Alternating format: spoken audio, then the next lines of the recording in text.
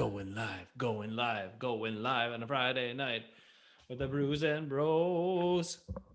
Welcome to you. Is that kind of like that was kind of like the Love Boat song almost for a second there. Whoo! Watch out. I got a brew, and we got a couple of bros. I think you could see him on gallery view. Flava Wave. I got a last one of that to go tonight. Nice and fruity and pineapple-y. Eric, what do you got? I've got a Steiger Sports beer, which is the last souvenir beer from my trip to the Netherlands and Belgium in March before getting quarantined. So, Ben, you're wearing a Buck shirt. Yep. There you go. Classic Bango. Let's see it. yeah. Nice. All right. So we're going to try to stay on task tonight. Try to keep it too close to an hour. You've spoken. The people have spoken. They like no more than an hour of Hafen Bros most of the time. Really? But then again, Who said that? The people. The people have said it. You haven't heard it?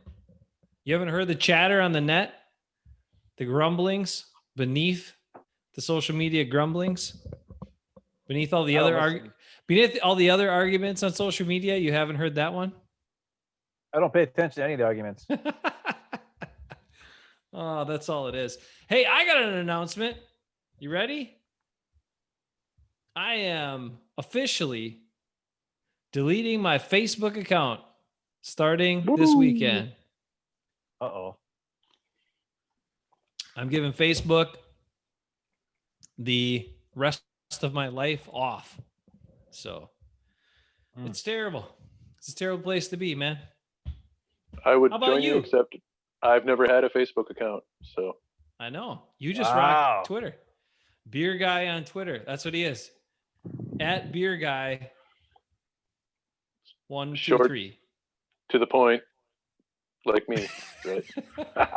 Exactly. You're always so to the point, just like us. All right. We got some stuff to cover tonight. There was some interesting things. Hopefully you guys chime in the chat. I'm going to pull it up here and check it out in just a second.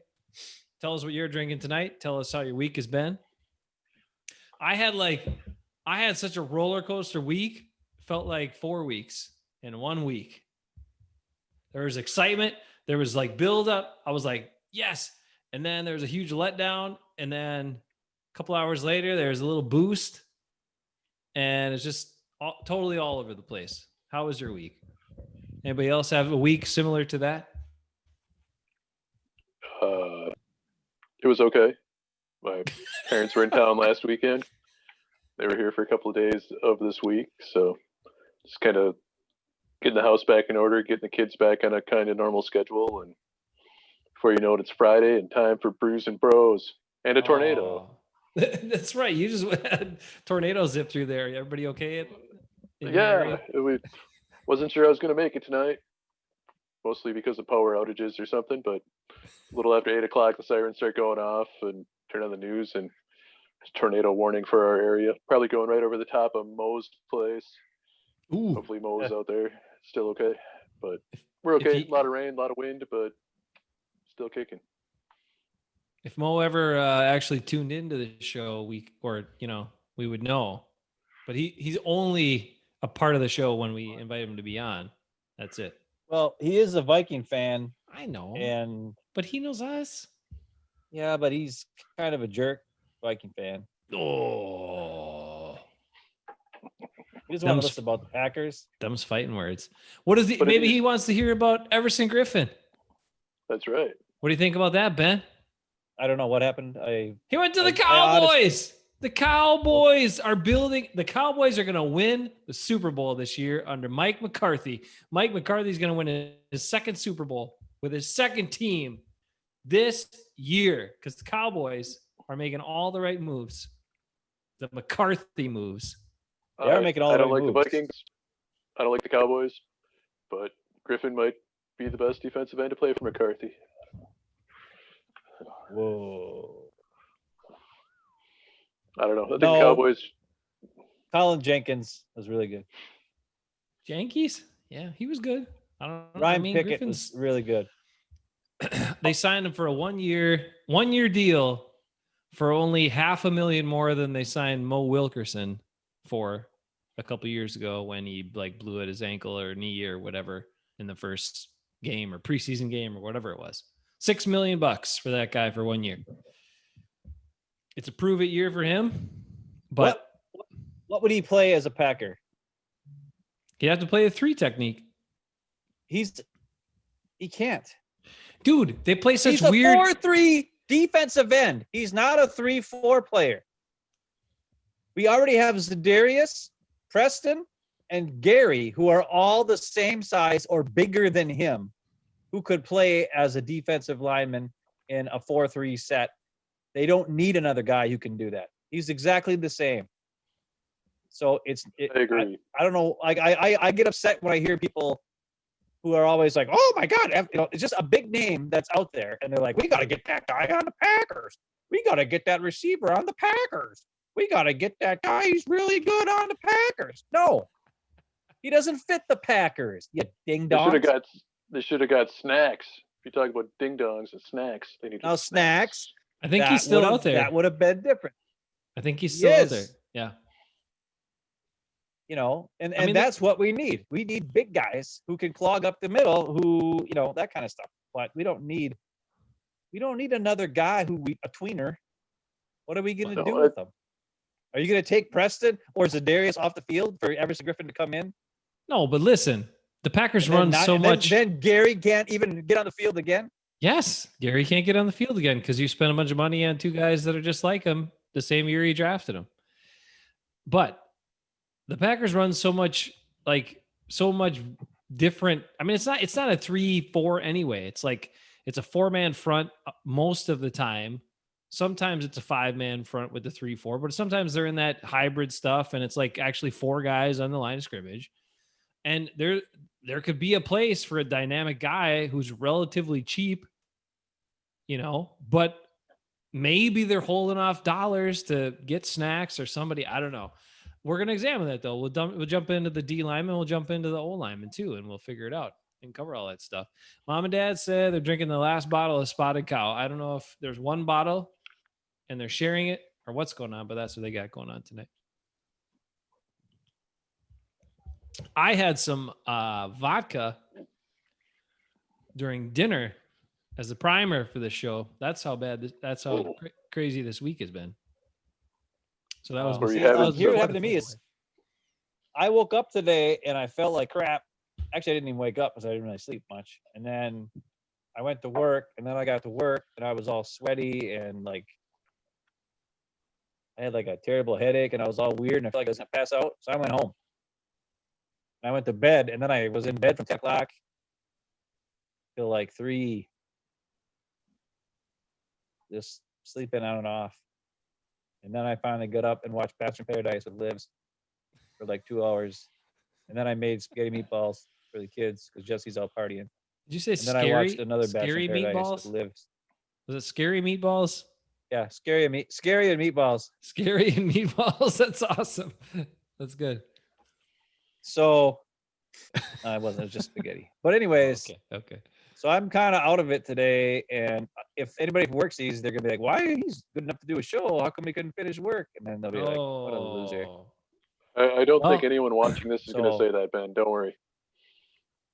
Priorities. That's what There's one guy at work who actually, I got one guy who actually, I grabbed his phone and I subscribed him to our Capon Brothers.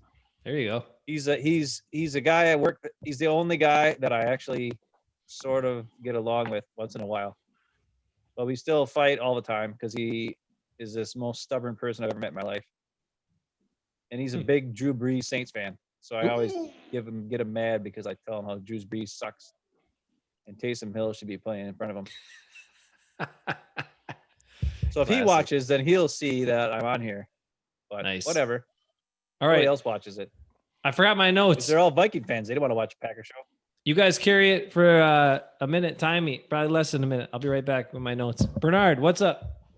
There's no way he's keeping this to an hour. I got to figure out how to look at the the Chat? messages and crap on here. I don't know if we can do live it during chat. the Zoom, but I got my phone streaming it so I can see what's going on. Yeah, I don't have. I'm on my phone. I'm recording on my phone, so I don't know. Whatever. I don't know, Rick. What do you think? Did you watch the wide receiver talk from last week? Did you learn anything, or did you give a crap, or whatever? All right, I did you was get? watching You guys just talking about Bachelor in Paradise? Yeah. Sweet. No, we didn't talk about anything at all. It was just stupid. Oh, okay. Not much different than the normal. That's good. You're staying with the theme of the program. That's awesome. Hey, I got some news here. Let's get to news. Breaking news. Packers return to the practice field tomorrow. Packers on the practice field. Practices are closed to the public, of course, but they are going to be doing that. Plus, Mark Murphy had a little sit down, and he talked about how, what they're doing is testing daily. That's what they're doing to try to maintain stuff.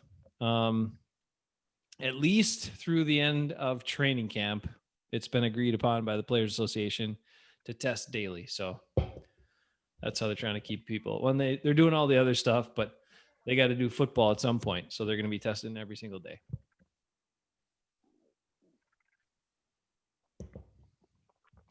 Some announcements. Pads sometime. That was your big announcement? That's your big announcement? These are Hey, this is Packer news. So pads sometimes next week was also revealed. Pads. They're going shells for a couple of days and then pads. I watched the Mark Murphy interview. Yeah. So I was interested. Did you notice what he said about the drafting of Jordan Love? Why do you want to bring that up again? You don't want to get me going on that again. I'm just asking, what did you watch? What he said about the drafting of Jordan Love and what he said? Yes, he's just stoking the fire again. It's dumb. Dumb. How's he stoking the fire? Because he's talking about it again. Just, you want it to be something that you don't want to talk about? That you don't want me to talk about? Larry McCarron asked him. Yeah. About the question, and he said the topic that's not going to go away because it's not. I'm just trying to see, because I hadn't heard from Mark Murphy about the subject, so I wanted to know what his opinion was on the subject of drafting this player in the first round, trading up, and all this stuff. Yep. And he pretty much said that Gutekunst was adamant about pulling the trigger on this guy because you need to be able to have success for years and years and years. That's pretty much saying Gutekunst drafted this guy. He wanted him. That's him taking no responsibility of whatsoever. Is pretty much what I got out of that. Yeah, and he said, "Oh, totally blaming it on Goody. A lot of faith in Ryan Gutekunst and blah blah blah." I said that, which I don't. I don't share your faith, Murphy. Well, I understand that, but what I'm saying is Murphy is. If something goes wrong, Murphy is trying to distance himself from that whole situation. He's got the shield up. That's good. It's a smart move. So that's all I'm saying. So maybe Murphy knows that wasn't the most genius move of all time either. And he is, trying to know that he's not going down with the ship if something gets whacked out. He'll just kick out Goody out of town and let him take the fall and then get somebody else new. Because he's in charge, right? He can do that. Yeah. I just thought that was an interesting quote, an interesting thing that he said. And hey, there you go. It was. I'm done. It was interesting. It was like the other part that I think was interesting was something Brian Gutekunst said this week, and this isn't related to our position group today, but he did say it this week, that he was really pleased with the talent at linebacker that they have behind Christian Kirksey. All that talent. With 7th round former quarterback turned linebacker Ty Summers. Kamal, was injured the whole last year. Martin from Rick's alma mater. And one of your alma maters. The other one's the Pointer. And then Cole Bolton, or whatever his name is. Chris Bolton. Michael Bolton. Whatever the hell he is. The guy from Alabama. Curtis. Yeah, there you go. That guy. Michael Bolton. Hey, Michael Bolton. So he's happy with that. What they got at linebacker, man. That's why they got all that talent there. That's why they didn't go linebacker in the draft. So he just explained it.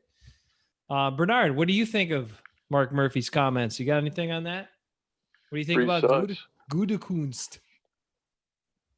So, yeah, Gutekunst said that in one of his interviews today. They were asking about linebacker and stuff like that, and he's very pleased with what they have there. Well, what's he going to say? Is he going to say, I'm an idiot? I should have drafted Queen. I'm stupid? He ain't going to say that. Yes. Come on. Yes, he should. And hey, Ben, you know how we just talked about wide receivers last week and went on, and you're like, these guys, they got them. They were. Well, they just they signed another wide receiver. Yep, they signed another guy, and what's he going to do? Nothing. And nothing. Hold on. I got something for you about him. He had one touchdown in his career with the Seahawks, and it was off a trick play. The guy can't get open. Hang on, Ben. He's not a slot receiver. He's not going to make the team. I got something really good for you. So the guy they had was Malik Taylor, and they just signed Malik Turner as well. Yeah. So they got two Malik T's on the team. Now, Malik Turner, how many? And they got Billy Turner and they got Lane Taylor. Yep. So here you go. Ready? I'm going to give you something here. Let me show you this. And they got Zadarius Smith and Preston Smith. And they got Aaron Jones and Aaron Rodgers. All right, here he is. You see him? Now, look at this. Look at this, Ben. He is 6'2", 202. Look at his college. He's from Illinois, University of Illinois. Yeah. I know. He, as you scroll down, he had not a very exciting college career. His best college season was like 2 years before he entered the draft. He actually had, in a couple of interesting notes, he had only 10.5 yards per catch his senior year of college, which is probably why he played at Illinois. Probably why he went undrafted. And Ben, he ran a 4.6 40-yard dash. Yeah. Pro day. Now, I know he's not going to make the team. I just said that. He is not a good player. He is going to make the team. Why did they bother signing him? Don't you see what this is? This is Geronimo 2.0, baby. Because here, let me give you the Geronimo stats. No. Geronimo was 6'3". Geronimo was 6'3", 202. 6'3", 202. 6'2", 202. Yeah, he's taller. Oh, yeah. Okay. Plus, Geronimo's 40-yard dash. You know why he went undrafted? Because he ran a 4.67 40-yard dash. And this guy ran a 4.6 from Illinois. 202. Now, does he have the same hands as Geronimo? I don't know. But he's basically a carbon copy of Geronimo Allison. So I'm calling him Geronimo 2.0, and he's making the team. There's my take right there. What do you think about that? Malik Turner just signed. He's on the team. Told you, he's not going to make the team. On the team. He's got one touchdown in his career on a trick play. He did not get open because he was on a route running. He can't run routes. He has no speed. A lot of his plays too, like they showed, I watched the highlights of him. It's just Russell Wilson running around and then throwing it to him.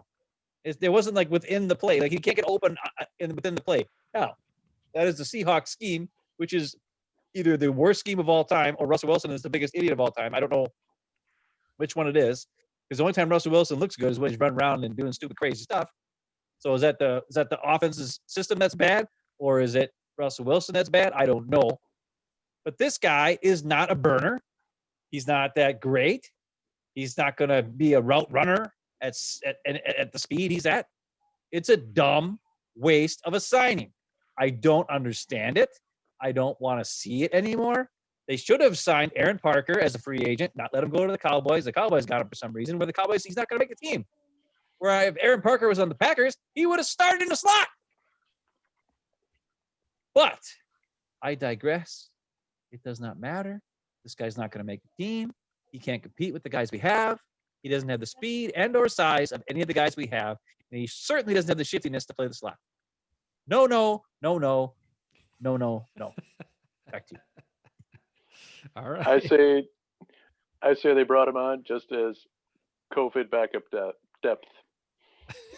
It's not going to be an impact signing. That's about it. It's there as an extra body in case they have to quarantine a bunch of people, because they're clearly, who's ever making the decisions is content with what they have at the receiving core right now. This is just a body to have signed on the roster in case they need bodies. All right, fair enough. Oh man, Bernard just wants to win games. We want to win games too. So Ben, how do the Packers? Yeah, I agree. How are the Packers going to win games? Should we talk about the new offensive philosophy? And let's do the offensive line here first. And I'm going to give you right out of the gates. I'm going to give you the new offensive formation. No, let's talk about the players first. Then we'll get into the formation. I'm sorry. Let me get that. All right. You ready? All right. We got two centers on this. Two centers on the team. Corey Linsley, who was a fifth round selection. He's in his 7th year. He does not have a new contract yet. Poor guy. And Jake Hansen is a rookie, 6th round rookie. So we got a 5th round pick and a 6th round pick for our two centers on the team. Hansen from Oregon. Which isn't bad. Not bad. Okay. Was Scotty Wells? Hey, was Scotty Wells a big time high pick? Scotty Wells was a 7th rounder. Frankie Bag Donut a big time high pick? No. No. Actually, I don't know about those two guys. They were serviceable, good offensive linemen. Scotty Wells was awesome. He's a great center. Yeah, you don't have to be a high pick to be a good center. You just got to be smart and know what the heck's going on. Yeah. But those are the two guys we got for centers. All right. Actually, there's like a still shot the Packers put on their website this week for some story that shows Hansen 67 like blowing up Lucas Patrick, who's holding a pad, to hit him with. Be hit with. He's getting blown up by him. It's pretty awesome. He looked like he probably got knocked on his butt in that play. So maybe Hansen's got something. I don't know. Our guards, though, he's big. He's about 300 pounds. About 300 pounds for a center. That's pretty good. Our guards, though, is we got Elton Jenkins, probably the best Packer draft pick on the offensive side of the ball in quite a while. Trying to think of one that's better in recent years. I'm going to go at least the last 3 years. That's the best offensive Packer draft pick. 2nd rounder, Elkie the Jenkins, who was a nice surprise last year. Well, he's a 2nd round pick. He needs to be performing, especially at guard. Yeah. 2nd round pick at guard. That's pretty much like a 1st round pick tackle. So he better be good, and he was. And that's all right. All right. I like him. Zach Johnson is on the roster. He's a undrafted free agent rookie. 6'6", 301. He's out of North Dakota State. I got to pull up his photo, dude. You seen this guy? Here you go. Yeah, he's got some killer hair. Yeah. Wow. It's really something. Let's go with this bad boy. Come on, Zachy. There he is. Whoa. Look at him. Look at that smile. One of Ekis's new favorite players, if he makes a team for sure. Most likely. Like a lion or a Viking or a hybrid. He's from North Dakota State, and they put out some decent players in recent years, especially they've had some good luck with linemen, some skill positions. They've done pretty well. But the other guards, I hate this about this part of the website. They always defaults back to the regular setup. I'm gonna get back to the guards here. Run through the list. Lukey Patrick, one of my favorites. I love Lucas Patrick, man. I think he's a valuable guy. He's obviously going to be on the team because they extended him and gave him an additional contract not too long ago. So last year, I think they actually extended him. So he's in his 4th year out of Duke. He's a versatile guy. Can play center, can play guards, either guard spot. Johnny Runyon Bunyan's kid, rookie out of Michigan. Simon Stefaniak, rookie out of Indiana. One thing that's very noticeable here is a lot of young guys, and then a couple of elder guys here with Lane Taylor and Billy Turner. But, because Taylor's in his 8th season, and he restructured his deal. Remember, he took a lot less money to stay on the team. Yep. A lot less money to stay on the team. So he's hoping to compete, and we're hoping that he gets a chance to compete for the right guard spot and could slide in there and that Billy Turner is just kind of like a backup for a bunch of positions. Hopefully, would be the best situation, I think, for the team. But there they are, the guards for you. Got UFA, got a second rounder, undrafted free agent, sixth rounder in Runyon, sixth rounder in Stefaniak, undrafted free agent in Lane Taylor. And Billy Turner was actually a third round selection by the Dolphins when he first came out. That was a bad pick. Not a great pick. Nice guy, smart dude, but not excellent at playing offensive line, that's for sure. But also North Dakota I thought you were State. saying a famous line. Which one? Really? Yeah, look at that. Two North Dakota State linemen in Packers camp right now. That's pretty something. Who's the scout up there? He must get a lot of say in the draft. I don't know. Pretty good. Oh, wait. Well, that was or at least free agent signing room and draft room. Yep. But again, we talked about this last week with the receivers about the draft capital invested in the position. And so far, when you look at, and even in the tackles, across the board, there's not a lot of draft capital invested here by the Packers. You got late round picks and undrafted free agents, all aside from Elton Jenkins, a second rounder. I think generally, though, you're going to have more likely to have a rookie skill position player that's going to make a more immediate impact than linemen. And the Packers, I think, have had pretty decent luck finding later round picks that they're able to kind of patch holes as needed. I mean, looking at, just going through the guards, you got, 3 rookies? All those guys aren't going to be on the team. So, they should get rid of Billy Turner probably, but I don't see it happening. They gave him too much money, not having any sort of real training camp activities. They're going to be in pads for 2 weeks before the first game. No preseason games. I don't see them playing too many games with the offensive line. I mean, I would like to see an actual position battle at right guard, but I think they're going to go with what they see as a safe play, bring Billy Turner back at right guard and keep him there. I know I feel the same way, but that's my prediction, right? I mean, the front office has already shown that they want to do things their way.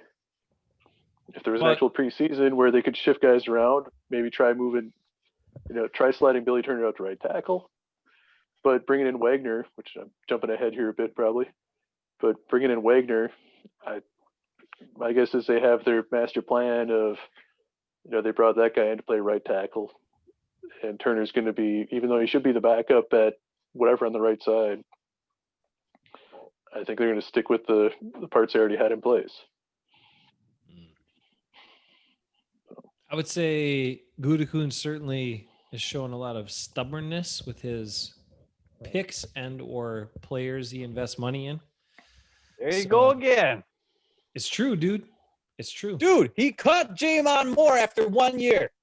He cut freaking, what's his name? Jimmy Slow Graham after he sucked for 2 years.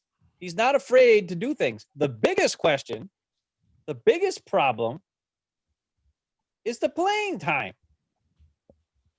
That's the question mark. And that falls on who? LaFleur and then the coaches of each specific position. That's what scares me. We watched the games. We saw Billy Turner stinking up the joint. And they had Lucas Patrick on the backup. He could have came in and played just fine. Actually played better a lot of the time. Didn't make the move. Geronimo dropped a bunch of passes, did dumb stuff. They didn't bring in Kumaro and other guys. Jimmy Graham, slower than molasses, stunk up the joint. They didn't bring in other guys. So the coaching staff needs to realize what's going on here. Listen, Billy Turner is an experienced veteran who can play guard or tackle. That's valuable, but he's not starter capability player. They need to understand that and get Lucas Patrick in there or Lane Taylor in there, one way or the other. Now, when you go back and you watch the Chicago game from last year, the first game, when Lane Taylor started at left guard, he got his butt kicked a whole night long and looked terrible, which is why it was obvious after that they were like, okay, something's wrong. He must have been hurt or something because he looked bad. And Jenkins came in and had a good year at left guard. So, because I was always hoping that they were going to have Lane Taylor and then Jenkins at right guard, and then those guys are going to be the offensive line. But then obviously something was wrong with Lane Taylor last year. Lane Taylor's restructuring has now made him expendable. The team will probably get rid of him. I feel bad, especially with drafting 3 guards. But it's probably going to happen. I like Lane Taylor. He's a great guy. He's a smart guy. But you know how it is. I mean, they can only keep so many guys on the practice squad and whatever else. The other thing is Alex Light is listed on the roster as a tackle guard. So he's another swing guard tackle that like Billy Turner. So that's another thing that could happen. You know what I mean? Which makes Lane Taylor expendable. Plus, like you said, they drafted 3 guys at the guard position. Well, 2 guys at the guard and 1 center, right? Yep. So it's like, and Runyon's got experience going both guard and tackle. I already said this. Guys with experience are going to be so much more valuable this year, just in case somebody gets COVID or whatever happens. So Runyon, Alex Light, Billy Turner, Lucas Patrick, guys who can play multiple positions on the offensive line. Those guys are going to be huge guys to keep on the roster in the backup spots. And all those guys I just mentioned, Light, Turner, Lucas Patrick, and John Runyon, because he played tackle in college. He could come in and play tackle for in a pinch if they need him to. That's value, man. That's huge value, especially in backups. I think all 4 of those guys are going to make the team no problem, just because of their value as a swing guy. I'm hoping that, and here's a quick update for you about the rosters. So it's going to be a 53-man roster that they'll cut down to at the end of camp before the regular season starts. The difference with the practice squad is this. They can carry 16 people on the practice squad, including 6 veterans. So it's not limited to just young players or players only with a certain amount of experience. So they can actually carry 6 vets on the practice squad. They have the ability to pull guys, move guys up and back and down and, shift them around from practice squad to active squad easily. And they have each week 4 players can be on the practice squad and be protected. And they can change week to week who those 4 players are. So out of the 16, because normally, so nobody, right? Normally, if you're on the practice squad, somebody can sign them on an active roster. Poach you, put them on the active roster, they can take them. But they can protect 4 guys every week, and they can change that as often as they want to who those 4 protected players in the practice squad are. So, maybe that opens up one of those slots for Lane Taylor to stay on the team because he does have experience and he is versatile. The thing I wonder about him is, how much actual hitting and practicing and things they're going to get to. So he can show what kind of shape he's in and how he's, how effective he can be. If he doesn't have that opportunity, then you're right. They might just pass on him being like, well, he's an older player. Not the big deal it's not going to cost us anything to get rid of him, and they might pass on him. But I'm hoping he at least gets a chance because he really was a solid player for several years. And then I think he had some injuries, and then last year started off rocky, and Jenkins took over, and he never got back in there. So I think again with the expanded practice squad, extra slots to keep guys around, I think they'd keep him around since he knows the offense. He's been around. Not having the preseason and games, not having the training camp, it sucks he's not getting a chance to really go for a starting spot. But I think they'd end up keeping him around. I think a guy like that's going to be more valuable than a rookie coming in. Yeah, even if these guys are able to play all 3 positions on the line. If they don't know the offense, they haven't had a chance to play, it's going to be a lot harder for them to step in on short notice if all of a sudden you find out that whoever Bakhtiar, the entire left side of the line is out. They got to plug guys in on short notice. You're going to want someone who's been around, knows the offense, has been playing in the NFL, has real experience, over plugging in 2 or 3 rookies to start, on a 3-day notice or something. So that is the other part about where those rookies were selected, being all 6-round picks. You would think they'd be pretty safe, just stuck on the practice squad as well. So that would it might be a team decision to be like, hey, these are 6th-round picks. There's no preseason game. Nobody has tape on these guys looking great or whatever. And that's what teams said too. They don't think there's going to be as much activity with teams taking other players off of practice squads because no one's going to shine in the preseason because there's no preseason games. So it might actually help the teams protect players that they like, and they might feel more comfortable putting players on the practice squad that other years they might have been a little less comfortable doing because they thought someone might take them. So that could play into it too. But so here's the tackles, right?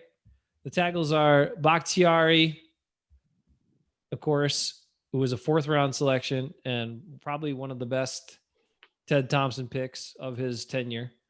Definitely his best offensive line selection. And then Travis Bruffy. He's a rookie, undrafted rookie out of Texas Tech. Cody Conway, who's another undrafted rookie. First-year player. He got 1 year. John Leglue. I think that's French for the glue. I'm not sure. He might hold the team together. Yeah, right. Exactly. That's his job. Nijaman, and he's another undrafted rookie or undrafted free agent, I should say. And then he's got 1 year in the league too. Alex Light, undrafted free agent, a couple of years in. And then Rick Wagner I thought he was a higher pick than this. He's only a 5th-round selection by Baltimore back in the day.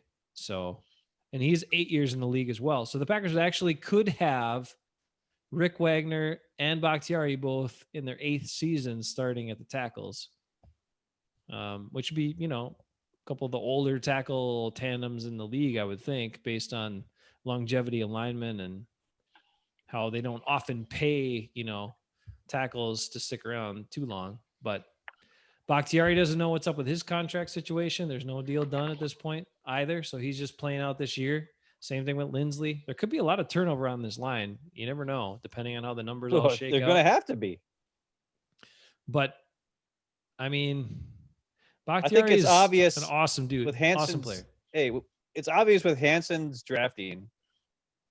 He will be on the practice squad this year, and Lindsley will not get a contract extension, and next year Hanson will be the starting center. That's what's going to happen.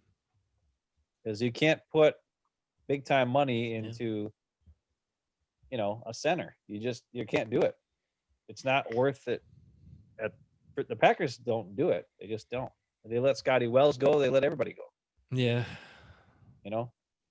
I mean, yeah, right. Lindsey got his first contract expansion, but he's not going to get a second.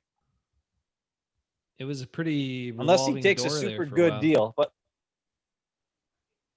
yeah, well, they had J.C. Treader in there for a while just because Lindsey got hurt. Treader was drafted the same year as Bakhtiari, actually, the same draft. Yeah. Speaking as far as the tackles go, all these guys. Yeah. I got a Browns note. You finish with the tackles. Oh, I don't know anything about these guys. Leglue, Bruffy, Conway, they're all undrafted players. All 4 of these guys. And then I can't pronounce his name, G-Man or whatever. I mean, they're not going to be on the team. Well, yeah, whatever. Yosh. You got Bakhtiari, Wagner, Alex Light. Maybe one of these tackles will make it. I don't know. Because I'm thinking Billy Turner's a swing guy. Like I said, I'm telling you. Billy Turner, Alex Light, they're swing tackle guards as backups. It's going to be, there might be one of these 4 undrafted guy, besides Alex Light, are maybe make the team. Unless they're just show up and they're just awesome, and we just don't know that they're awesome. Because I don't know. I haven't seen them play. I don't know. I didn't look at the stuff, but it's a weird situation where they spent all their draft picks this year on the guards, and you're assuming that they're Goody's not going to let those guys go. They're going to at least be on the practice squad and saved or maybe even make the team. And a lot of these undrafted free agents probably signed 4 of them just to hope that one of them doesn't stink. But what are you going to know if you can't play games? The 6th-round picks, like 6th-round offensive linemen, you're not counting on hitting on all those guys. You're hoping one out of the 3 are good enough to stick around for a few years. So unless it really is a matter of keeping depth. But you're not going to keep rookies as depth. You're going to keep the guys that have been around for a few years. So I don't see all three of the rookie guards sticking around. I don't see all the young tackles sticking around. I mean, they got 16 offensive linemen on the team right now. They can't keep them all around. So I was looking at their depth chart, and which doesn't have the new guys on it. And it had Alex Light was the backup to both tackles, and Lucas Patrick was the backup to both guards and center. And that was like their whole offensive line. That was left, and that was after the season was done. I mean, they had other guys in camp and whatever, but it was just, I don't know what they're going to do with guard and the whole offensive line in general. Like, that's going to make sense. And how many guys are going to keep? Like, how many tackles? 3, 4 tackles? Well, they're going to need him. If Hanson's really good player and they keep him on the roster, is he going to have to learn guard too? To just be on the rack? I mean, I don't know. This is the one year where, like, the offensive line, usually offensive line is like, you come into the year and you're pretty like solid with everybody at starting for the most part. You know what I mean? And then the backup guys are kind of going to be, it'll be like one rookie, but there'll be 2 veterans that are good and blah, blah, blah. This year, I don't know what the heck's going on with the right side of the offensive line. Yeah, they signed Wagner, but is he good? Is he going to be able to play? Is he, it's just, it scares me as a Packer fan to think that a whole side of your offensive line could be a disaster. There's a potential of that. And it makes me, as much as I hate it, almost miss Bulaga. But don't tell anybody I said that. But you know what I'm saying? It's just like, I don't know. It's just, I miss the, at least I he miss knew knowing what he that getting. there's a guy there right, he'll get in the way. And if These other guys, they're all rookies, and you know what I mean? Like, I mean, Wagner's from Wisconsin. That's good news. Hopefully, I think Wagner at least get in the way. It's just, I don't. Oh, that's good. I would say so with Bulaga, Ben, I mean, the other thing you knew he'd be serviceable most of the time, but if he had a really challenging matchup, then he'd fake an injury early. I mean, have an injury He'd early, get his butt kicked, and then leave the game, and someone else would come in because he got hurt. Yep. Like, you don't or want if it was a big game, he'd get sick right before. Yep. But the deal with like Billy Turner, I think and Wagner, they're still kind of using Billy Turner as a fallback. Like, hey, if Wagner's not very good, then we'll just plug Turner in at tackle, and maybe we'll try out, Patrick or Taylor. Oh my God, or whatever. But Turner at tackle is scary as hell too. Like, yeah, it's bad. I mean, at guard, a lot of the times you don't even have a specific guy to block in pass rush. You tandem block or you help out, which, I mean, sometimes, okay, you got a guy, this is your guy, or a blitzer, you're whatever. But a lot of times you're not even responsible for a single player. You're just helping.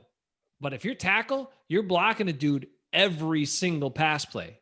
And Billy Turner trying to pass block every time Aaron Rodgers drops back scares the crap out of me, man. Well, maybe if he is out on the only thing that's good about it is, yeah. Go ahead, man. If he's on the edge, he knows his assignment at least. That's his biggest problem a lot of times in pass protection. He doesn't know his assignment, and then there's 2 guys coming at him, and he chooses to block neither, and then they both get through, and then the back can only pick up one. If he just grabs one at least, the back can help out with the other one. But that doesn't happen with Turner because he's like, oh, which guy do I block? Oh, crap. And then he gets bull rush or, bum rush on both sides of him. It doesn't do anything. Or if he's a tackle, at least he knows he's got the defensive end. That's the guy he blocks. That's what I was even Bakhtiari has problems sometimes where, yeah. If he's out on the edge, he knows who he's going to have. There's not going to be the indecision. And I mean, he's a professional, right? This is what he does. Even if the zone blocking scheme is different coming into the Packers than what he's used to, there still aren't that many guys that are running at you at any given play. But, when you're playing interior line, it is a little bit different than when you're out on the edge where, if you're not covered, the responsibility for your gap is going to change a little bit. You do have to read and react to the defense. So if he had a problem reading or knowing whether he was going to have help on one side or the other, if the center's coming over to his side or not, he should have been able to figure it out if that's the case. But maybe out on the edge where, okay, you got a defensive end or a backer lined up across from you, that's your guy, go get him. Maybe it's simple, he can just focus on that and maybe not be as bad. Looking for a silver lining. I'm not saying that's what actually happened, but the thing is, after watching like the top 100 and you saw the Quentin Nelson stuff and how he was like, when you watch when he lines up in his formation, he's so low to the ground, like on running plays and on passing plays. Yeah. Like he's got bend. He gets in a great position to explode off the line. Either way, whether it was a pass, unless it's an obvious pass like third and long, then he wouldn't get in that formation. But he would try to be in the same formation all the time, or whatever his body, his stance. And he would get so low and just explode and get underneath the defensive lineman. And when you watch Billy Turner play, he's always upright, even on running plays. Mm-hmm. Like I just think he's not a guard. Like they should not have ever even played him at guard. He's a tackle. He's he's taller, he's lankier. Like I don't even think he's properly, like he shouldn't be playing guard. It's honestly like a position like mishap. Like they shouldn't even ever played him there. He just doesn't have the right body type. He's got skinnier legs, and you know what I mean? It's just not a good look. He just doesn't look natural for him.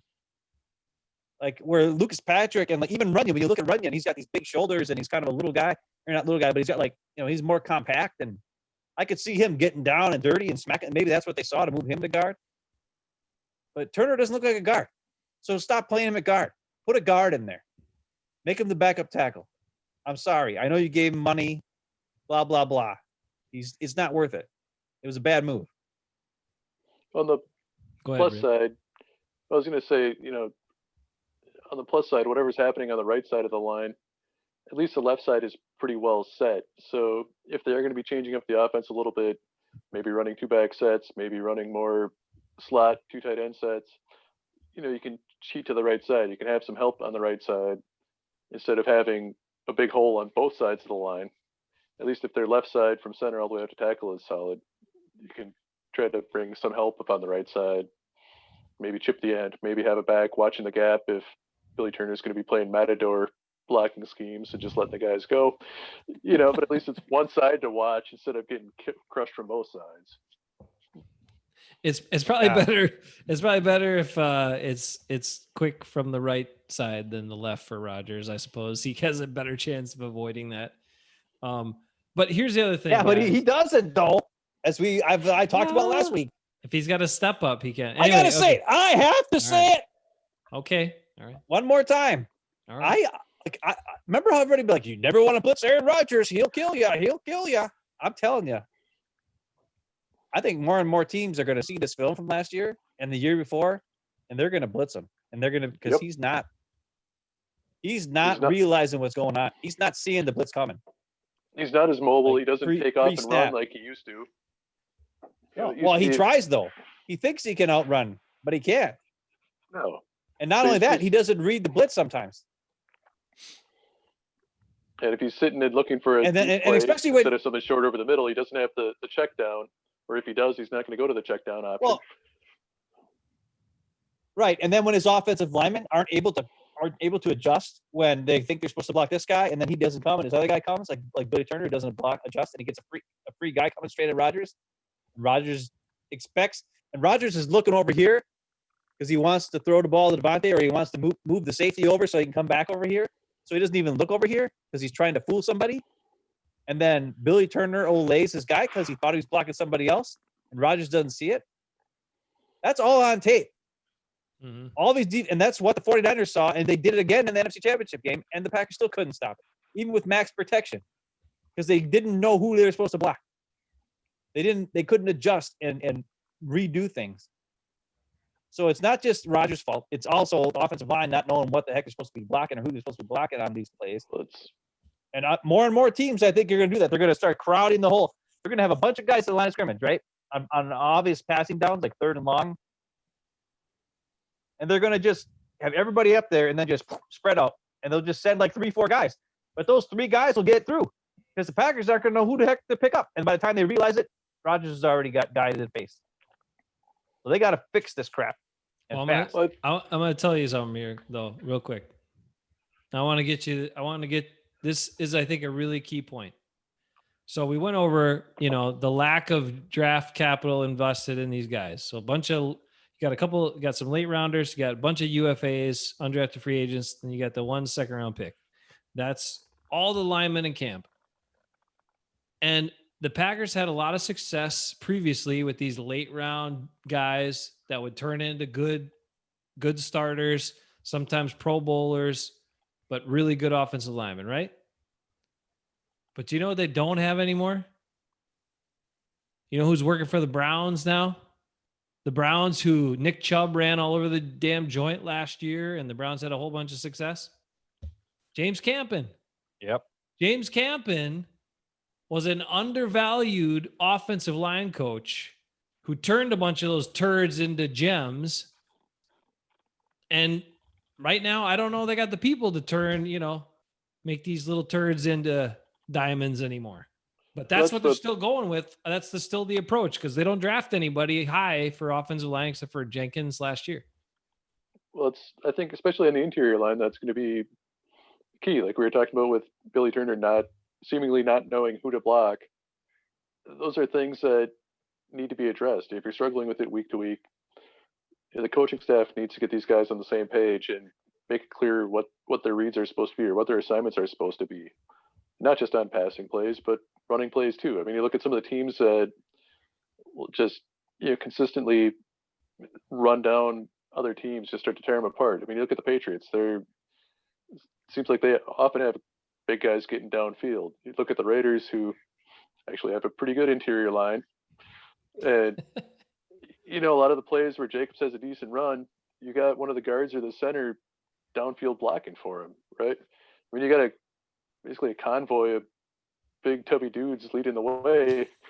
Yeah, you're going to start to rip off 5, 6, 7, 8, 9-yard runs every time. And if you're running around like chickens with your heads cut off and you're not getting someone up into the second line of the defense, you're not getting guys up on the backers, you're not getting someone who's going to be taking out the safety, especially at the NFL, those guys are going to fill the holes quick. You're not going to get the bigger plays. And, Aaron Jones has been able to make plays happen. Packers have had some success running the ball, but again, some of that is probably respecting Rodgers in the passing game. And if you lose that, I think some of those holes might tighten up if they can't get the offensive line playing more efficiently, I guess. Just to your point about losing the line coach, I think it's something that they need to get sorted out. Yeah, I mean, here's the deal, right?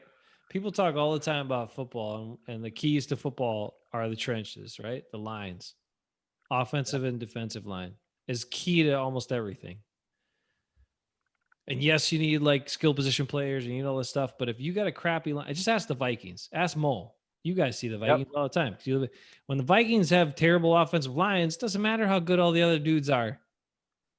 And the Vikings have had a lot of terrible offensive lines because they made Mike Daniels look like a monster. And then they made, everybody looks super good against the Vikings offensive line. And then they play against other offensive lines and you wouldn't see the same type of production. And you're like, well, I guess the Vikings offensive line is just that stinking bad. And they are. So when you, the thing is, I don't understand how you don't invest. You're not really making a concerted effort to get better at the line. You're not putting a lot of your investment in the line, and the line's where it starts. So I don't get it. I don't get why the Packers are just continuing with UFAs, late round dudes. I don't know. I mean, Bulaga was a first round pick. Okay, great. But Bakhtiari freaking lucked out. He's a 4th rounder who turned out to be a stud. Anyway, what about the Vikings? I was going to say the Vikings have had probably 2 of the best guards in recent history, though, with Hutchinson. Oh, okay. And Randall McDaniel, even though he probably had the worst stance ever in the NFL. You're going back, man. You're going way back. All right. I'm old. But so they've had at least one good guy on their offensive line, even though the rest of the line sucked. So, I'm but I guess the thinking more difference- recent years of the Vikings where the pack, in the 2010s and stuff, where the Packers would get like hardly any pass rush against most teams when they play the Vikings, and they're like all over, destroying in the backfield all the time. And you're like, wow, this guy's having a great game. Well, yeah, he's having a great game because he's playing the Vikings O-line, man. I mean, Zadarius Smith is awesome, but did he destroyed him. Did he look the way he looked in every other game when the way he looked when he played the Vikings? No. He didn't do that to the 49ers. No. It's there's big differences in these O-lines and the way these linemen play. And a dude like Quentin Nelson, and Bernard wants us to talk a little bit about Aaron Rodgers and the Ringer, and I said we get to that a little bit, but a guy like Quentin Nelson, you watch what he does and how he does it, Ben, and what he's thinking. Like he even talked about, like in that breakdown with Baldinger and stuff, he's talking about, okay, this is why I'm doing this here, and I'm going to set here, and I'm going to make it look like a run because I don't want it to appear like I mean, all these things that he does technique wise that you just don't see some of these other guys doing. And then on top of it, he's just a mean, badass. I mean, that's the way he plays. Always, right? As soon as if one of the guys he's blocking falls on the ground, he just falls on top of him. It's awesome. Like he's like, this guy's not getting up. He's not getting up. Because how many other times you watch Packer games and a guy blocks a guy and he falls down, the Packer just kind of stands there. He doesn't go get somebody else. You know what I mean? It's one thing if you want to go get somebody else, that's pretty good too. I mean, you already got a guy in the ground, then go ahead and block somebody else. But Nelson is like, if I get you on the ground, you're staying on the ground. You're not getting in this play. And he just takes he just eliminates the guy out of the freaking play. Like for the entirety of the play, which is awesome. It was awesome to watch that, the Baldy breakdown plus the NFL 100 thing. And when he double teams, he's a great guy. He's a great guard. He's a guard. He didn't have an assignment necessarily on a pass protection. Yeah, that one. And he goes to double team Melvin Ingram, with a tackle, and he just knocked him out. It was like, that's how you double team, man. Why not? That's awesome. That was such a good video. He's like, I knew he likes to do a spin move, so I was just hoping he was going to do it so I could just knock the crap out of him. And they're like, what? He was like, yeah. I was waiting for him because I knew I had nobody to block on that play. I was just going to have to help him out. So I chipped the help center for a second, and then I came back and just slammed right into Ingram and just knocked him out. Because Ingram was like doing a spin move to try to get the inside position on the tackle against the Colts. And Nelson just knocked him on his butt. Like he was like in the air for like a little bit. It was beautiful. I know. It was super fun. When was the last time you watched a Packer guard knock a guy in the air, like throw him in the air, and like it's just.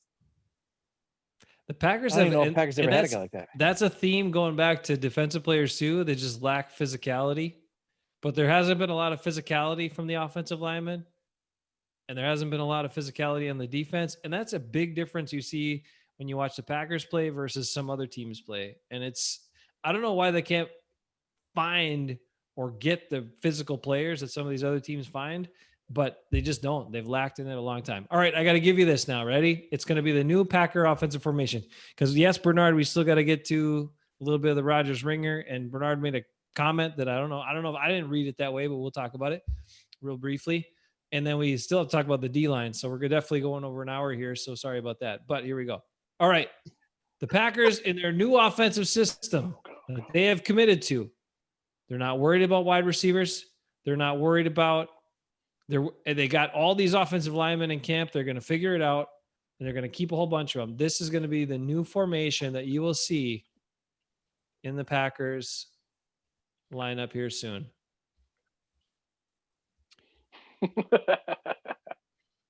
It is called the Packed-ers formation.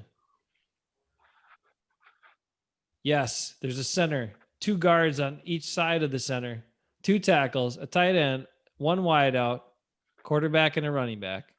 So you got Sternberger, your tight end, most of the time, maybe Mercedes once in a while. Bakhtiari, Jenkins, Taylor's so here's the key, right? Taylor and Patrick are the inside guards. Turner and Jenkins are the outside guards because they're a little more athletic. Bakhtiari, Wagner are the tackles. Devontae Adams, because you got to throw the ball once in a while, so you need 2 at least options for that with him and Sternberger. You got Rodgers, and then your one running back is either Aaron Jones or the Sauce. And that is the new 2020 packed ERS formation that you will see coming to a screen in game near you. What do you guys think about that? I'd prefer to see Billy Turner Burner out at tackle so you could be tackle eligible and let him get downfield. That way, when he's not blocking somebody, he can still be productive. That's true. Bert, that is the smartest thing ever. Dang it, Rick. That's why you're so smart. He's going to miss his guy, so he might as well be able to stand there so he can be an outlet after he misses his guy. Genius move. Just switch Wagner and Turner, and you got a great formation there, Jace. You can run all kinds of plays out of this formation. All kinds of plays. You want max protection, Ben? Here you got it right there. You can get that's some serious max protection. Get Adams running here. You get Adams running like a post. Jones out in the flat behind the post because Adams clears that out. So if he's not open, you got Jones right here. Yeah, but Sterney's the only receiver that Rodgers needs is Adams anyway, so it's okay. That's true. That's true. He only looks at him. You're right. Why even bother having receivers out there? He never looks at him. Just put a bunch of guards out there to help block. That's right. You don't just have them make sure they're like inches apart. Like their shoulder pads are touching, so that there's like a giant wall of mass humanity. They just hold hands so that nobody can get through there. It's like Red Rover. I'm telling you, it's just a passing play. Passing play that always goes to Devontae. You know what's going to be good about this though? Yeah. Is when they run this in a goal line situation in week 1, you'll know that you really do have a Packers insider watching.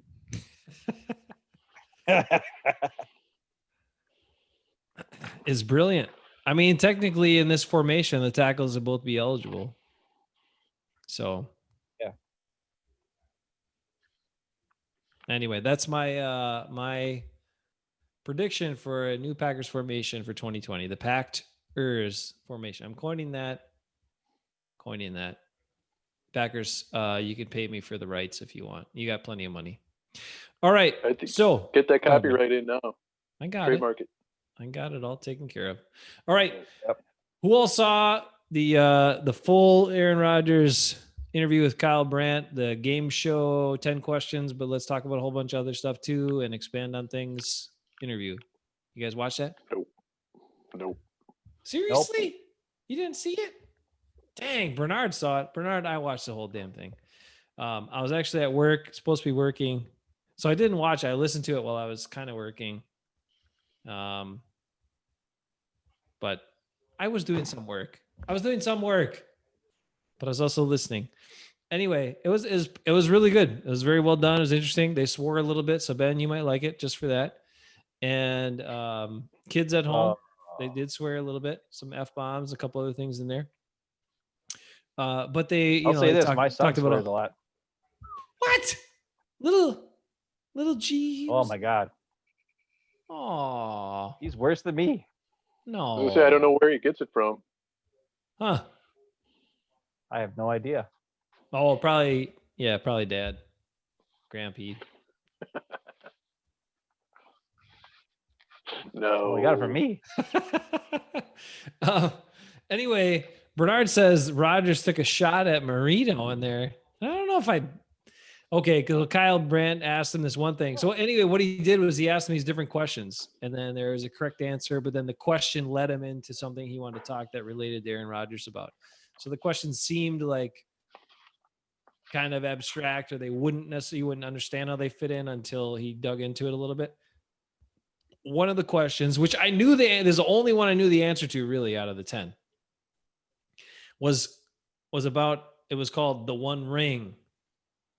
And the question was, in whichever Lord of the Rings movie, blah, blah, blah, during a something celebration or post-battle celebration, what does, I think it was Mary, might have been Mary or it was Pippin, Parabin took, maybe said it. What do they say to Gimli is so is excellent, or this food item is excellent, or blah blah blah blah blah, something to that effect. I'm paraphrasing here. Salted pork. Yes, I knew It's it right away. especially good. I know exactly. That was it. And Rodgers thought he knew it. He thought he knew it, and then he went with spiced ham. Is what he said. The whole time I'm like, salted pork. Come on, man. He got it wrong. He said spiced ham. He got it wrong. Anyway, what it led to was the fact that he's only got one Super Bowl ring, and everybody's going to talk about that, and they've been talking about it, blah, blah, blah. Well, first thing he said in his response was, he's like, well, I got one. There's more than some people. Some people don't have one. And apparently Bernard thinks that's a shot at Marino. I didn't necessarily think it's a shot at Marino. I just think is what it is. There's plenty of people that don't have one. There's people that have more than one, like Ben Roethlisberger, who don't deserve it. But such is the life, and such is the team. And if you want to even add to Hall of Famer Ben Roethlisberger talk, he's been to 3 Super Bowls, Ben. He's been in 3 Super Bowls and he won 2. He's a Hall of Famer, isn't he? He should have lost 3. 2. 3, yeah, no, 1. He shouldn't have. That freaking throw at the end of the Cardinals should not have lost that damn Super Bowl to them either. That was just. God. I don't quite know how a guy.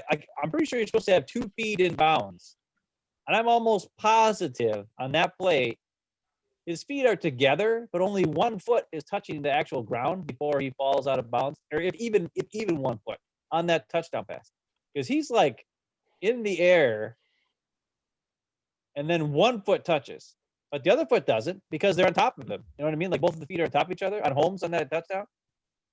And I swear that's not 2 feet. That's 1 foot. I don't know how you can call that 2 feet. Therefore, it should have never been a touchdown. But whatever.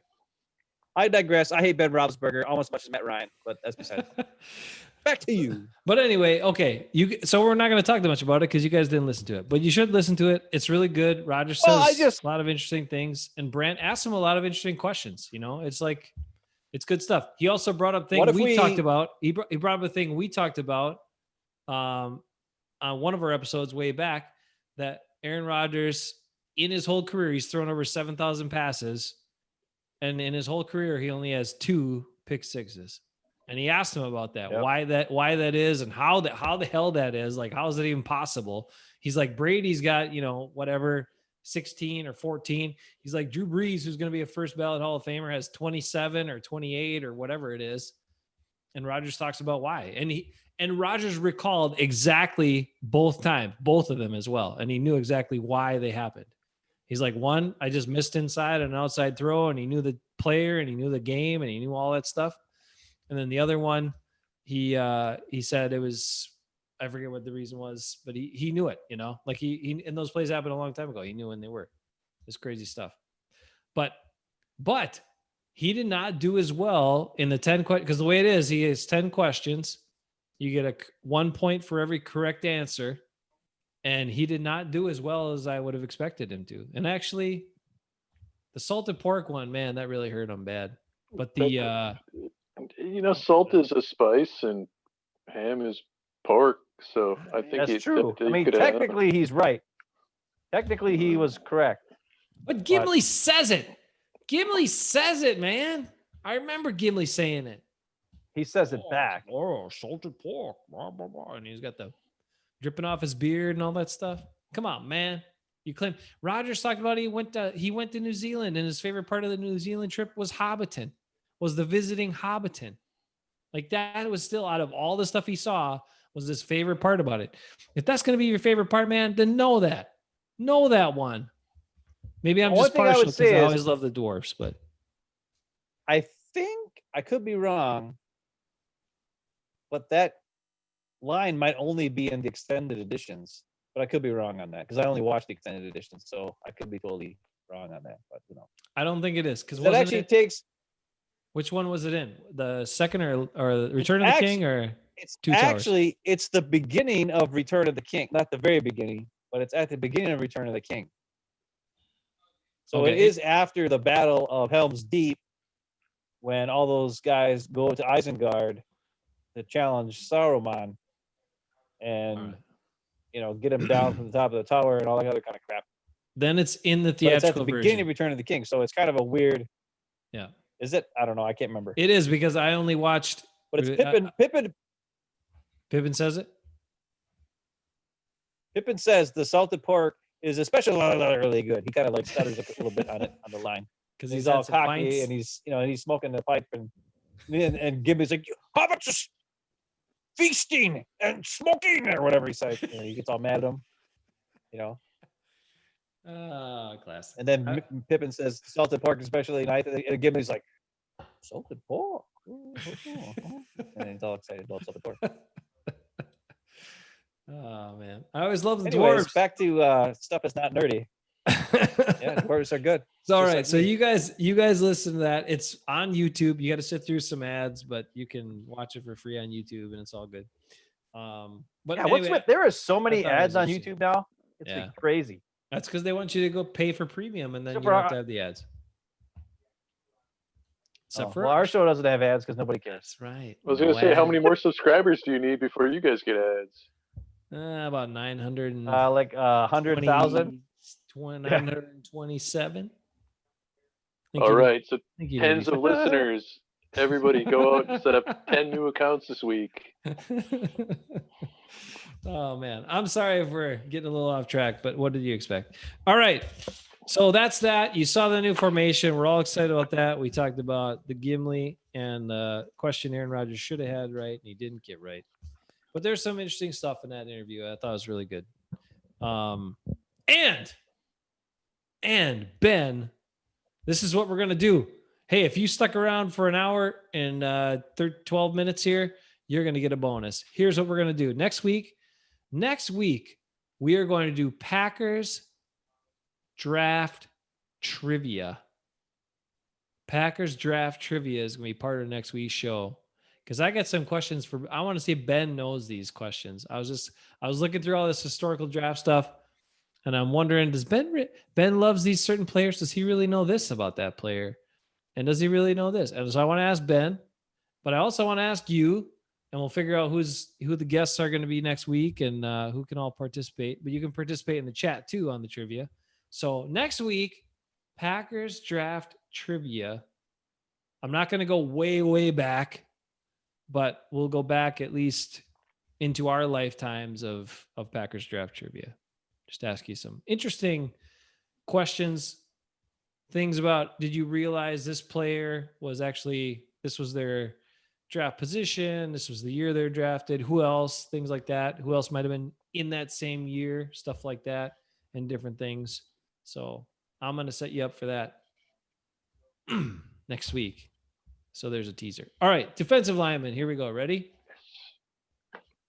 Rick loves the Lions. We got to do it. Here we go.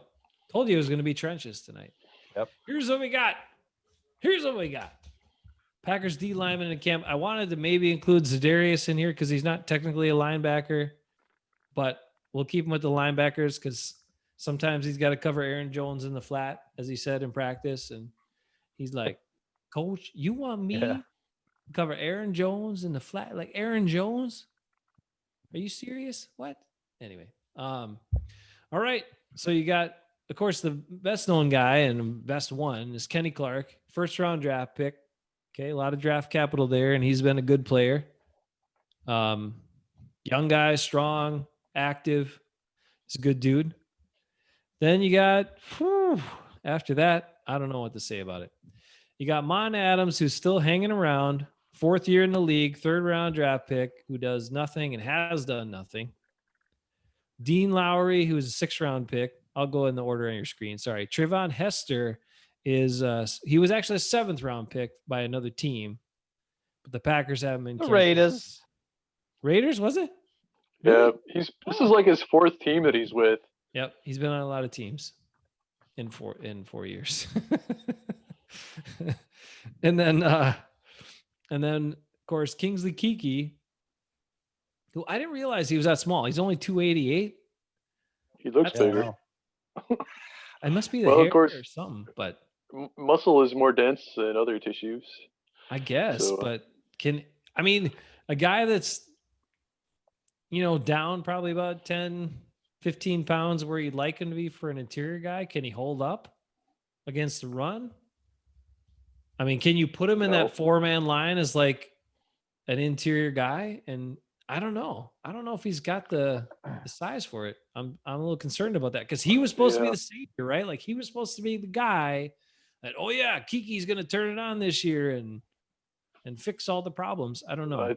I think this is the year that he really needs to turn it on, and they really need him to turn it on because, like you were saying, Matravius is not doing it. I mean, he's a guy that certainly needs to step up too. They haven't really invested anymore in bringing guys in to fill these interior holes. So it means the guys they got, they need to get more out of them. But we can come back to that later. Lancaster was undrafted free agent, and he's been a solid guy. But like we said, he's a rotational guy. He's not a starter. He's not a guy you want out there 50, 60 snaps. Dean Lowry, same way, even though they gave him a second contract, and he's made some plays. But again, when he got the more playing time he got, the less productive he was. Right? When he was in there like 40 snaps, he'd flash more. And then when he's in there like 50, 60 snaps, he's just getting pushed around and getting knocked on his butt by tight ends that are running trap blocks, which just really pissed me off in that Eagles game. Sorry. I think with, a lot of their defensive line, these are, like you said, rotational guys. These aren't guys that are you can't expect them to go all out every play, every snap. These are guys that, rotate them in. So they're getting, 20, 30 snaps, let them go all out, but they simply don't have the depth for it. If you get guys like Kiki and Montravius that aren't able to hold up their part of the deal, they're not able to make plays. They're a liability when they're in there. So, yeah, man, Lancaster's solid, but he's not a guy who's going to be able to just control the line for the entire game. They're going to wear down in the third, fourth quarter, and I think you start to see that when they start getting run all over. Now, especially if a defensive scheme, you guys talked about it, where Martinez was saying his job was basically, just to clean up. Like if the Smiths didn't get in there and make the play, interior line is there just to try to control the line while the ends are running amok. It's asking a lot of them. You got 2 or 3 guys who are trying to control the entire middle of the field. That's going to take a lot out of them, especially if they're out there all the time. So I don't think that the defensive scheme is really helping these guys out either.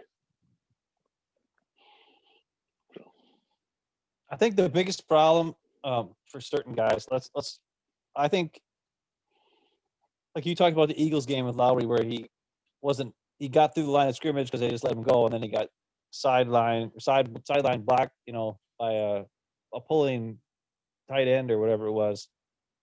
I think Lowry should be a first and second down player at defensive end.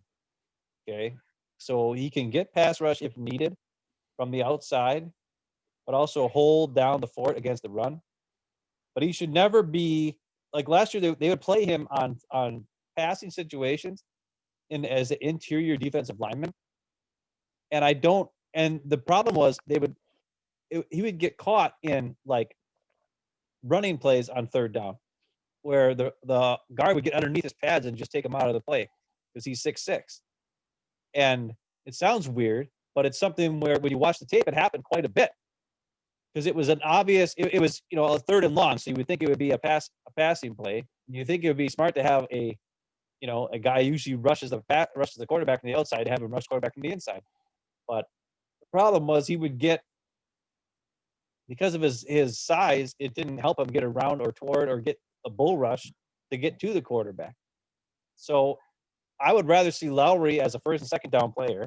The other thing that I think is Kiki is actually better fit to be he's not as tall, but because of his weight, it might be better to have him as an outside player on third down.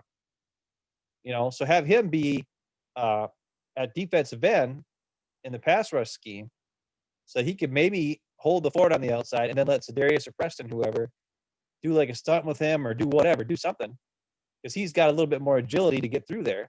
but I don't think he can hold his own on first or second down as an interior guy, or even on the outside because he's not tall enough, or size wise doesn't have the girth or anything like that. It's the biggest thing that I noticed was they hardly ever played 3 down linemen anyways with Pettine's scheme. They almost always only played 1 or 2, and then had Zadarius and Preston kind of be on the defensive line, or you know what I mean. It was very weird.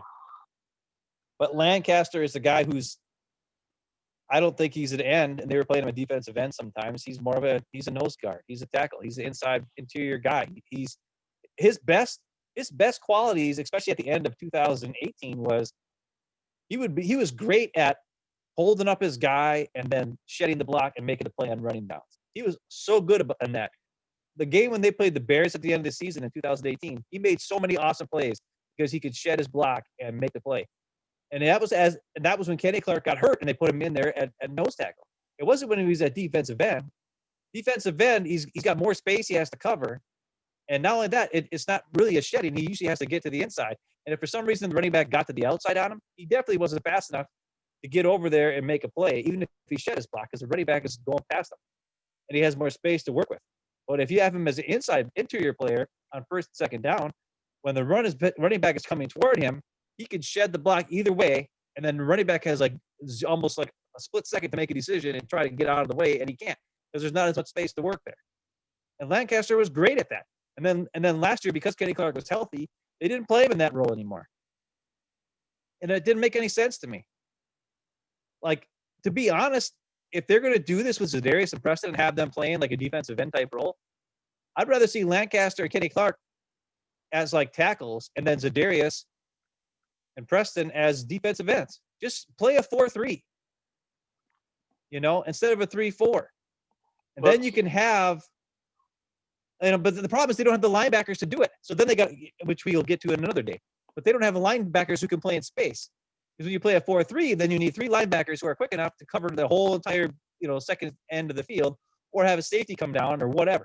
But when you play a 3-4, then you got, it's pretty much just 2 linebackers, and you got pretty much like 5 defensive linemen in this team anyways, because they're all running toward the quarterback or whatever. Well, they very seldom played a whole, like an actual 3-4. They usually played a nickel and whatever. I digress. What I'm saying is this. We saw Lancaster produce when they had him in the middle, and they put him on the outside more often. It didn't work.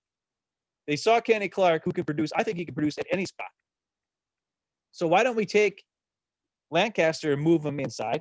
Keep Dean Lowry on the outside. Don't ever put him in. So when you're thinking about putting a pass rush up the middle or something like that, keep Kenny Clark in there. And if you need to give him a break, put Lancaster in there. Maybe he won't get pressure depth sort of thing. But if the quarterback tries to run forward like a Russell Wilson and sneak up through the gap, Lancaster is really good at shedding blocks and making the play against the running back. And if he can do it against running back, he can certainly do it against quarterback who's trying to shed, escape the pocket up the middle. And I'd rather see Lancaster in that role as a backup to Kenny, so that Kenny can get a little bit more, time off the field instead of playing 80-some% of the snaps like he did last year, and he was gassed half the time. Don't start Lancaster. Have him come in and break Kenny Clark. And then you got 2 guys playing your nose tackle who are both very, very good, and they're always fresh, and they're always ready to go. And that was the biggest problem last year. Kenny Clark played too much, and he had nobody backing him up. And when they did back him up, they moved Lowry inside next to him, and Lowry is not good in the middle. His pad level's too high. He's 6'6", plus he's 296. 6'6", 296 is getting blocked by guys who are 6'2", 310, 320, and they're just getting underneath him and shoving him. And that's the biggest problem they had against the run. So those are just little things that, like, a lot of times these guys are good, and they proved it in the past. So that's what I want to see. I think Adams, he's a lost cause. He just hasn't done anything, and I don't know if he ever will. So hopefully this Hester guy can do something. But like if Rick says he's been on 4 different teams the last 4 years, then what are we going to do? I don't know. And then they got this Wellington Pavilion, who's a rookie free agent from Rutgers. He's, excuse me, he's 6'5", 287. So he's a taller guy and a little bit lankier, I guess. I don't know. I've never seen him play. I have no idea. But I'm just looking at his stats. He's not an interior guy. No, too small for that. I think, right. But I think they're interior guys. Like, I like Kenny Clark and I like Lancaster if they keep him in the middle and let him be like the backup. I think they could be solid there. And it's just figuring out where to put Lowry and maybe bring in Gary, on certain plays and put him at defensive end. Who cares? Put Gary and Preston Smith in the field at the same time on that side. But that's what I was going to say. When you get, I like your idea of, use Lowry or Lancaster the first 2 downs. It's an obvious pass rush situation on 3rd down. Try bringing in Rashard Gary. Put him at a defensive end, even if it's split out a little bit more. You get the pass rush. I think he's big enough that he's not going to be a run stuffer, but if it's obviously a pass situation, you stack 2 fast pass rushers on the edge, it's at least going to give the offense a different look.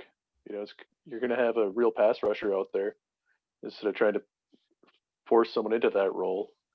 It doesn't make sense to put a defensive end in the middle to try to rush when that's not the natural spot for them. I agree with that. I think if you want to try to change it up, it'd be let's get Gary more snaps. Let's put him out there and take a more aggressive approach instead of trying to squeeze more out of a guy that is really not the best fit for him to put him in the middle. So I'd agree with that. Yeah. And I know this is defensive line talk, and Gary's not a defensive lineman at this point, but he's 277. I mean, he's a big dude for an outside linebacker. And the quickest way to the quarterback is through the middle. Darius Smith showed us that against the Vikings in Week 16. So if you put a guy like Gary in the middle next to Kenny Clark, that's a little bit more, or if Kenny Clark, whatever the situation is, and he can at least get some pressure up the middle. And then if you got the other guys coming off the edge, it's just more happening that I think would be really, really good. And it wouldn't put them in a bad spot on the outside. They'd be more successful. I don't know if he'd be able to shed blocks if they, because the 49ers, the first touchdown they had with Molcher was a 3rd down play where they didn't contain to the outside. Preston did a loop on the outside and, got blocked right out of the play, and Molcher went gone. And it was a 3rd down play, and they did a delayed handoff, run up the gut pretty much, or just a little bit off, in between the gap of left tackle and left guard, and Lowry fell down. And next thing you know, boom, Mostert's in the end zone with a 30-yard touchdown. And it's because Lowry was playing the position he shouldn't be playing. He should be playing inside pass rusher. He just shouldn't. Well, I think some of that's a weakness of the scheme, though, too, where they don't have the personnel to try to fit into this 3-4. So you're basically playing a 3-4 where you're taking one of your outside backers and playing them essentially as a defensive end. I mean, Pittsburgh did this with Kevin Green. Kevin Green was really not an outside linebacker by the end of his career. He was big, he was kind of slow. And I think that's really the defense that the Green Bay that's basically what they're playing now, right? I mean, especially with Za'Darius, he's not a prototypical outside backer. He's a pass rusher. So it's like a 3.5, 4, right? I mean, your outside backer is basically the defensive end. So then if you take a guy like Lancaster, even if he's playing defensive end, it's almost effectively a tackle because he's not split out all the way to the end. He's not really outside rusher a lot of the time. I mean, Preston Smith's side of the ball, whatever. I mean, they've got, they're 2 outside backers. Their primary focus on a lot of plays is just try to get the quarterback. And they're not keeping outside contained. So you're counting on the 3 guys in the middle to try to control that entire line of scrimmage, that entire box. And they don't have the athleticism. They don't have the depth at linebacker to do it. Maybe it'll get better now with the guys that they brought in. But at least with Martinez, he did a solid job of making tackles. But if his job is just to sit back and clean up the mess left by these huge holes on the edge, you're not going to shut down a running game doing that. They need a more aggressive play. They need more mobility in the middle. Right now, I don't think they got the defensive line to do it. They need I hate to say it, even a fat dude like Gilbert, who's just going to sit there, not get pushed around, or at least hold his ground, is taking up space. It's taking up a hole. And I think some of it's scheme, some of it's personnel, and some of it's the scheme not fitting the players that they have. So you can't win games just by rushing the quarterback every play. Well, Snacks is still out there as an option, and I think, I don't know what Mike Daniels has left in the tank, but I think he's still floating around too. And I mean, just looking at what they got in camp, either of those guys would be a bolster to the unit. So I don't see why you'd not at least try if the price was at least reasonable. So hopefully they get to that. All right. We got through it. Line play, line examination. That's the trenches are big. The Packers have some work to do. They got some bright spots like we talked about, but they got some work to do too. However, I just gave it to you. I gave it to you right before we leave. The offensive secret weapon. The Packers formation. This will lead to W's. I gotta say, your handwriting is still as sloppy as it has W's. ever been. It never advanced past it never advanced past That is third some grade. sloppy ass handwriting. And then you spell formation. Is that an A or an E? It's like formation. No, it's an A. It's one of those looks like what an are A. the gel pens. It's hard to write nice with those. You know that. That's true. The gel pens, it just enhances your slap. That's what a gel pen does. Packers formation. They're gonna do it. They're gonna run all kinds of plays out of this with Jones or the sauce. Okay, what's our next week breakdown? Next week? I don't remember, but I'll let you know after. Hold on.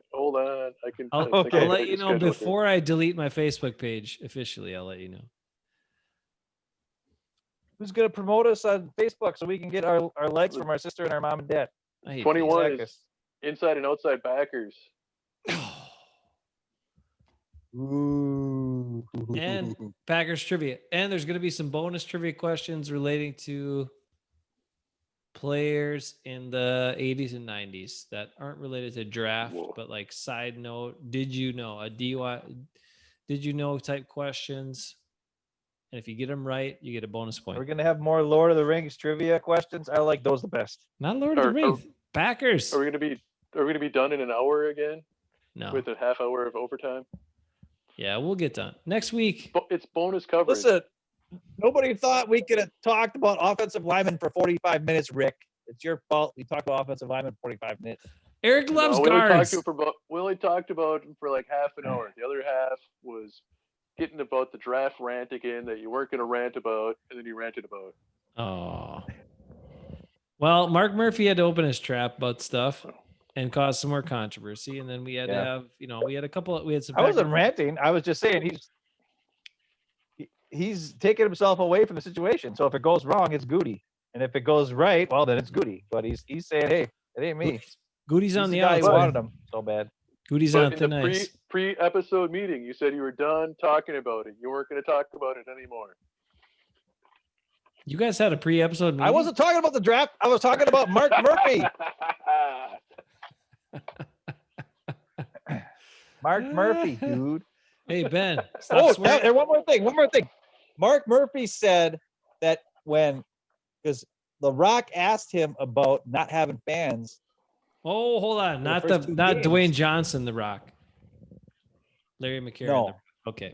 Yeah. Larry McCarron. But so Larry McCarron asked him, you're not going to have fans the first two games. And Murphy said it was an easy decision because when they put out their feelers for the season ticket holders of the Packers, over 80% declined their season tickets for this upcoming season. It's going to be insane. Yeah, when you think about eye-opening. it. So he was like, hey, that's an easy decision. We knew, it's not, there's a lot of fans that are they're worried about coming to a game. So, not having fans in the first two games was an easy decision we made to see what would happen and see how it would go. And hopefully after that, it'll get better.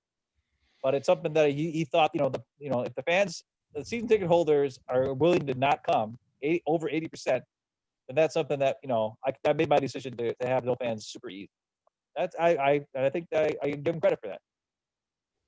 Is that going to be an advantage for teams like the Chargers that have people that don't show up most of the time anyway? Yeah, it's it'll be different. I don't know what their thing is. I'm excited because I'm hoping that we'll get to hear more stuff, on the field and whatever. But Ooh, I don't know. They it could be probably won't have dangerous. anybody They have knocked to out. add a delay in there for sure with some of the. Well, it'll be dangerous. It'll have to be a 5-second delay. Oh yeah. It'd be like listen to your kid who swears all the time. Apparently, Ben. Little Grant, Well, me too. little G, he was such a good kid. Dude, he's not little. He's 17, dude. You just got to see your pictures. He's not little anymore. He's a good kid, smart kid too, and good. He still steals money from me all the time. Well, he doesn't steal money, but he's begging for money. Oh, okay. Yesterday we had That'll to go never do something, stop. and then on our trip he made me stop and get 3 more things that I didn't know we were getting on the trip. Things kept coming up. Oh yeah, I need this. Oh yeah, I need this. Oh yeah, I'm like, what do you need duct tape for? You need black duct tape. I'm like, what are you gonna do with this? He's like, it's for my outfit. I'm like, what? What is going on with this kid? And then he got so then he got a bag of chips because he's going to his friend's house for some kind of party or I don't know what it was. I don't know. So chips, right? And then he wanted dip. So he got 1 bag of chips and he got the dip. He got like the giant size dip. And I'm like, that's way more dip than you need chips for that dip. Do you want to get more chips? And he's like, nah, we're good. That's a perfect amount of dip. I'm like, well, what do? Like, you just take the whole chip and like, is it all dip and like 1/4 chip? Because that's what the dip is way bigger than you need for that chip size. I have experience in dip chip comparison sizing. And he was like, trust me, this is good. And I'm like, okay, I'm willing to buy another bag of chips if you want. He's like, nope. And I'm like, okay. And that was the end of Sounds that. like Weasel. So- Yeah, Weasel used to do that with his French onion dip. Oh yeah, he'd spoon it. I made him eat an onion once. He didn't know about it, and a raw potato too. He didn't know about that in advance. It was like one of these. It was a psychology class, and I had to conduct an experiment. And he was the person I found to do a blindfolded food taste experiment, where it was like, if you couldn't see or smell the food, we had to plug his nose and stuff. Could you tell what the food item was? And it gave me like this list of things I should try. I don't remember what was all on it, but it was very similar, and you could cut it to a similar size. The texture was kind of similar and stuff like that. And then he had to figure out if he could tell if it was an apple or an onion or a potato or, stuff like that. And I thought for a blindfold Well, could we figure it out? he was the right one. Yeah, he did. He got everyone right. Yeah. He's better than Aaron Rodgers on his Ringer interview. But not better than you guys next week, who are going to get all the answers to Packers trivia correct, including some Tim Harris questions. Tim Harris. Yes. Whoa. See y'all later. Sackman Tim Harris. I didn't realize he was a Super Bowl champion. Did you know that? He is. No. Yeah. He won a didn't know. Super Bowl. Not with the Packers. with Cowboys, the 49ers. 49ers. So that's not a question next week because I just gave you the answer. But if you listen this long, maybe I should give you credit for that. All right. Have a good weekend, everybody. Ben, Rick, there's our O-line and D-line examination. Hopefully the Packers figure it out because they're going to need those guys to win games. Bernard, that's how they win games. Get better on the offensive and defensive line. Ben, Rick, take care of yourselves. Everybody at home, be safe, stay well.